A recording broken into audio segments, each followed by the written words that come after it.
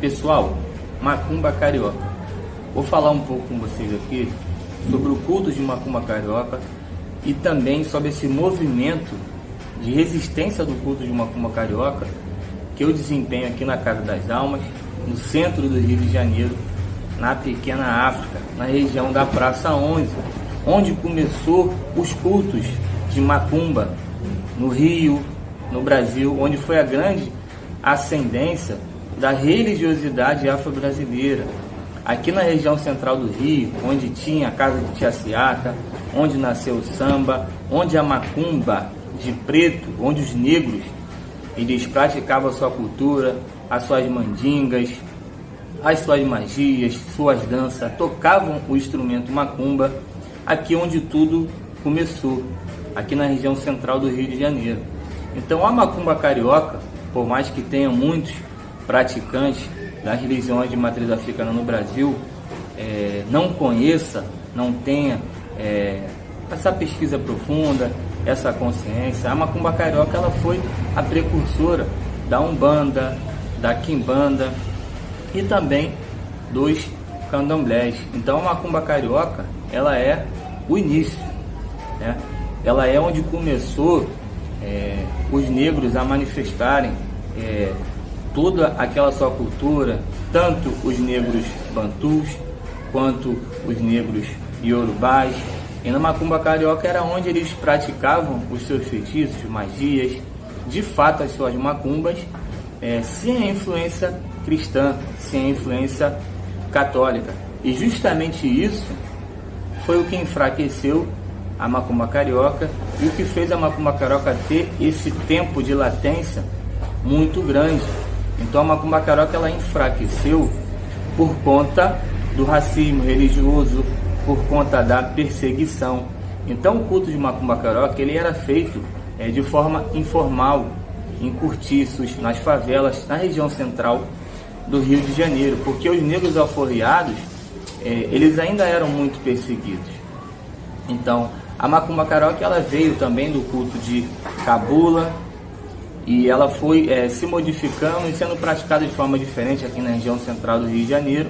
Então o branco ele procurava os negros pedindo auxílio, que os negros resolvessem a vida deles através de magia, através de fato da macumba. Então a macumba carioca ela não tinha essa visão ocidental do pecado, do que eu não posso fazer isso, do que eu não posso fazer aquilo. Então sempre teve um viés mais amoral. Então o negro, para sobreviver, ele praticava a sua magia, a sua macumba de forma informal, escondido, fugindo da perseguição, e atendia até mesmo os brancos. Então eram cultuados os que na cabula chamavam de baculos, os ancestrais, os guias, o que hoje a gente só chama de Exu, Pombogira, Caboclo, Preto Velho. Na macumba carioca se chamava os tatas. Então os nossos ancestrais brasileiros já se manifestavam ali no culto de macumba carioca, com os negros alforriados, com os negros descendentes dos escravizados. Então começou essa miscigenação dos ancestrais brasileiros e dos ancestrais africanos no culto de macumba carioca. E por que aconteceu essa latência? Por que o culto de macumba carioca ele se esfriou? Porque a perseguição, o racismo religioso, a imposição católica, ela foi o imperativo maior. Então a Umbanda, buscando aceitação, ela se constituiu como uma religião formal, incluindo, deixando adentrar dentro do culto de macumba carioca os preceitos católicos, a visão espírita, kardecista, xamanista.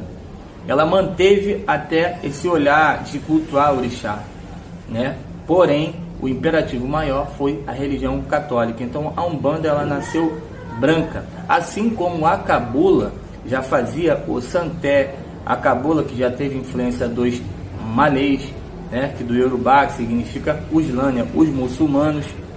Então o catolicismo, o sincretismo, ele já veio da África para o Brasil, mas na macumba carioca não tinha. Macumba carioca era a predominância negra. Então a Umbanda, quando ela se constituiu através de Zélio, que na verdade isso deu num processo que já vinha acontecendo, ela levantou a bandeira branca, a bandeira católica, a bandeira cristã, buscando aceitação. Então passou-se a cultuar o orixá, os guias, mas também cultuar os santos católicos. Então o sincretismo ele ficou predominante e se fortaleceu, criando a Umbanda.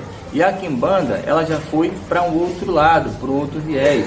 Ela foi por viés branco também, mas dos deuses europeus, dos deuses de magia, dos deuses que têm sigilo, dos deuses que não têm essa moralidade cristã, mas também algumas dissidências de Quimbanda, algumas vertentes de Quimbanda, teve essa predominância também do lado branco europeu, e algumas Quimbandas teve a presença de Nagu, Congo, Angola e até algumas com influência Yorubá, porém se modificou e não faziam mais o que era feito na macumba carioca. Então na macumba carioca o negro ele se reunia e ele tocava de fato o instrumento macumba, então era cura através do elemento catártico, através das danças, para poder botar para fora as suas dores, os seus choros, os seus rituais, as suas mandingas, tudo aquilo que ele sabia fazer. Então os guias eles incorporavam, então eles traziam o seu conhecimento. Então